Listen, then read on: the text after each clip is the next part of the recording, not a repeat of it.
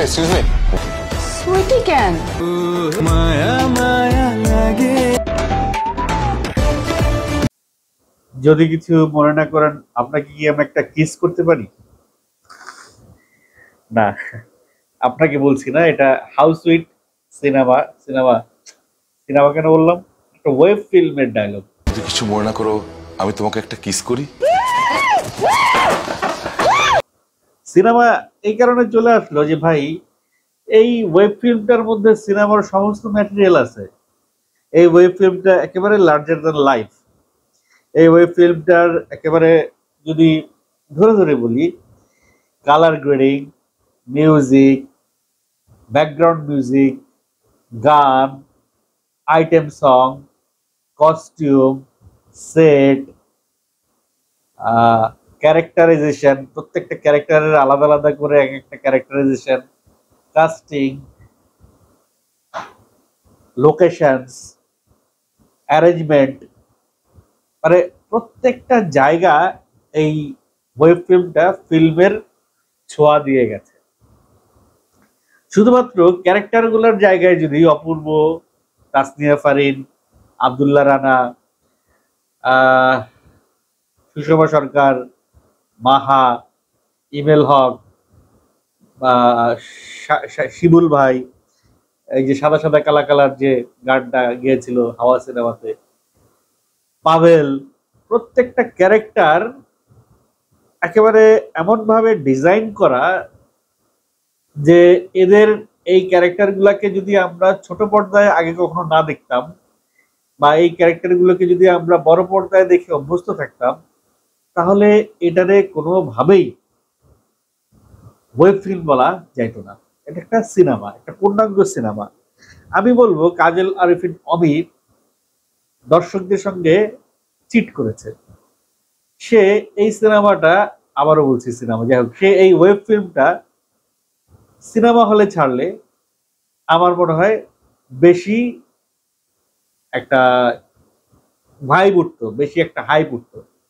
এইবার বরবাদ ছাড়া অন্য যে কয়টা সিনেমা আসতেছে, বরবাদ, জঙ্গলি, দাগি, এই তিনটা সিনেমার সঙ্গে আরো আসছে, আরো যে কটা আসবে, এই সবগুলো সিনেমা যদি একত্রে জাজ করা হয়, সেটার সঙ্গে যদি এই হাউস সুইট ওয়েব ফিল্মটা অ্যাড করে দেওয়া হয়, আমার মনে হয় বরবাদের পরে দ্বিতীয় স্থানে এই হাউস সুইট ওয়েব ফিল্মটা অ্যাড হয়ে যাবে। কাজল আরিফিন অমি 2 মিনিট 40 সেকেন্ডের বোধহয় ট্রেলার ছেড়েছে, তার মধ্যে লাস্টের 20 সেকেন্ড বোধহয় সে একটা অফার দিয়েছে। 25 টাকা দিয়ে বঙ্গতে এটা সাবস্ক্রাইব করলে, বুক করলে একসঙ্গে প্রিমিয়ার দেখার একটা সুযোগ পাওয়া যাবে টিমের সাথে। 50 জন বোধহয়, প্রথম 50 জন বা 50 জনকে লটারির মাধ্যমে প্রিমিয়ারে অংশগ্রহণ করতে দেবে। It's a very good promotional activity. এরকম প্রমোশনাল অ্যাক্টিভিটি যদি ওয়েব ফিল্মে করতে পারে, আমাদের সিনেমার যারা মানিক রতনরা আছে, তারা কেন এরকম প্রমোশনাল ওয়েব, মানে সিনেমার ক্ষেত্রে এরকম প্রমোশনাল তারা কেন করে না? এইবার প্রত্যেকটা, মানে নর্মালি প্রতি সিনেমারই প্রিমিয়ার শো হয় রিলিজের আগে। প্রিমিয়ার শোটা হয় বেসিক্যালি সাংবাদিক, critic, content creator, producers, guest, এদেরকে নিয়ে বসে একসঙ্গে টিম একটা এই সিনেমাটা রিলিজের আগের দিন প্রিমিয়ার করে। ইন্ডিয়া তো ভাই পুষ্পা তো আরো এক ধাপ আগায় গেছিল, তারা প্রিমিয়ার শো টিকিটও সেল করছে। সো সেই জায়গা থেকে আমার কাছে মনে হয় যে এই প্রিমিয়ার শোর বিষয়গুলো এইবার রোজার ঈদে বোধহয় খুব একটা হওয়ার সম্ভাবনা কম। রোজা রেখে প্রিমিয়ার শো হইতেও পারে লাস্টের দিকে, আই এম নট শিওর। তো যাই হোক, কথা বলছিলাম হাউস সুইট নিয়ে। হাউস সুইটের প্রত্যেকটা পারফর্মারের যে অ্যাক্টিভিটিস দেখলাম, সবকিছু মিলিয়ে আমার কাছে মনে হয়েছে এটা মোর দ্যান কমেডি সিনেমা, মানে ম্যাক্সিমাম হচ্ছে কমেডি সিনেমা। যদিও এরা বলছে যে অ্যাকশন, রোমান্টিক কমেডি, হ্যাঁ অ্যাকশনও আছে। অপূর্বকে এই সিনেমায় অ্যাকশনের অবতারেও দেখা গেছে, একটা অ্যাকশন দৃশ্যের কিছু অংশ এখানে দেখানো হয়েছে এই সিনেমায়। আবারও সিনেমা বলছি, যাই হোক, এই ওয়েব ফিল্মে হেলিকপ্টারের ব্যবহার দেখলাম। এবার হেলিকপ্টারটা বোধহয় প্রত্যেকের একটা কমন পড়ে গেছে প্রত্যেকের ইয়েতে ওয়েব ফিল্ম প্রত্যেকের কন্টেন্টে এটা কমন পড়ে গেছে যে হেলিকপ্টারটা বোধহয় না দিলে প্রোডাকশনের মান ইজ্জত বোধহয় বাঁচে না, এরকম একটা সিচুয়েশন হয়ে গেছে। সেই জায়গা থেকে আমার কাছে মনে হয়েছে যে এইটাতে হেলিকপ্টারের যে ব্যবহার, সেই ব্যবহারটা দরকার ছিল বলেই দিয়েছে। অবভিয়াসলি প্রয়োজন ছাড়া তো আর খোদাই হেলিকপ্টারটা ব্যবহার করে নাই, কিন্তু তারপরেও মনে হয়েছে যে প্রত্যেকের কন্টেন্টে হেলিকপ্টারের ব্যবহারটা এমন ভাবে করার চেষ্টা করছে যে তার প্রোডাকশনটা যে অনেক রিচ, অনেক দামি প্রোডাকশন, সেটা প্রমাণের এক প্রক্রিয়া বোধ হয়, এটা প্রুভ করার একটা প্রক্রিয়া। তবে এখানে যে হেলিকপ্টারটা ব্যবহার করছে, ছোটখাটো কোনো হেলিকপ্টার ব্যবহার করা নেই, ভালোই লাগছে হেলিকপ্টারের ব্যবহারটা। একটা ছোট্ট এক ঝলক দেখা গেছে ইমেল হককে, একজন ডিরেক্টর, সে ওই ভাই ব্রাদার গ্রুপেরই ডিরেক্টর। তাকে একজন ডিরেক্টরকে অভিনেতা হিসেবে আবির্ভাব করানো এবং তার গেট আপ, তার অ্যাপিয়ারেন্স সবকিছু মিলিয়ে আমার কাছে মনে হচ্ছে যে ওকে ফাইন। ডিরেক্টররা চাইতেছে যে ডিরেক্টরদের মধ্যে বোধহয় দিয়ে যদি অ্যাক্টিং করানো যায় তাহলে বোধহয় তাদের জন্য একটু সুবিধা হয়, কারণ অ্যাক্টররা মাঝে মধ্যে ডিরেক্টরদের সাথে একটু পল্টি নেয়।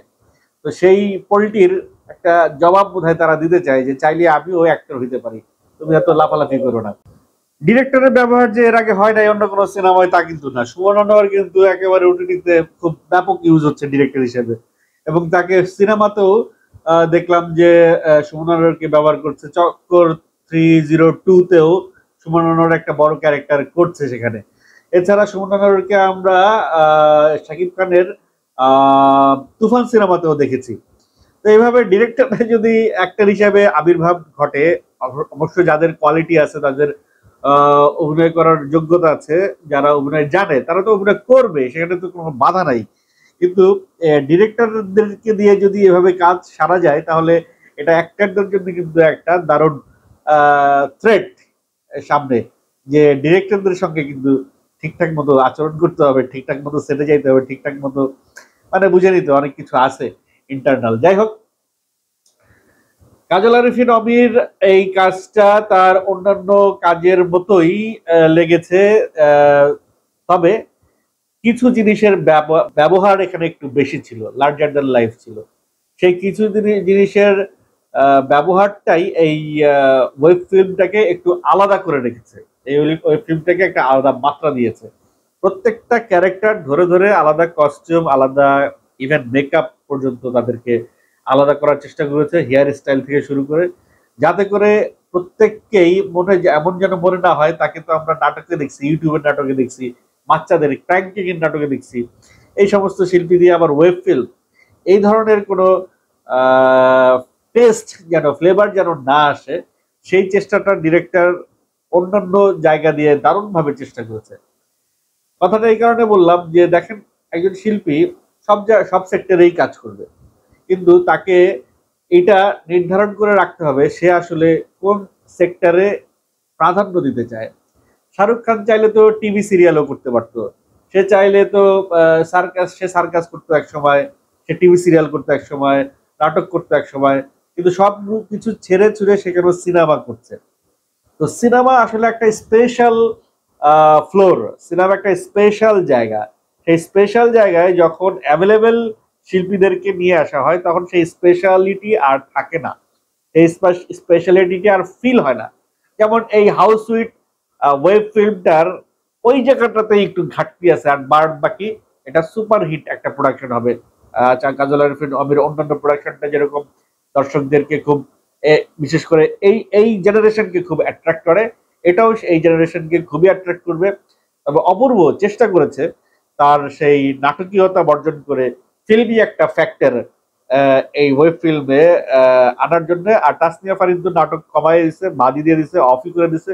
তাসনিয়া ফারিনকে এখন থেকে আর নাটকে হয়তো দেখা যাবে না, তাকে ওয়েব ফিল্ম বা ফিল্মেই দেখা যাবে এখন থেকে।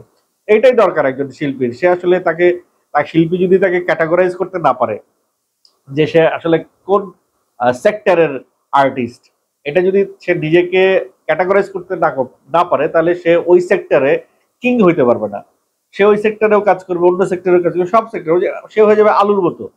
আলু যেমন প্রত্যেকটা তরকারিতে ব্যবহার করা যায়, সে হয়ে যাবে ওইরকম আলু আলু আলু আর্টিস্ট। তো আলু আর্টিস্ট দিয়ে আসলে ফিল্ম সুপারহিট করা খুব টাফ। আলু আর্টিস্ট দিয়ে ফিল্ম করানো যায় না, সেটা এর আগে বহুবার পরীক্ষিত হয়েছে।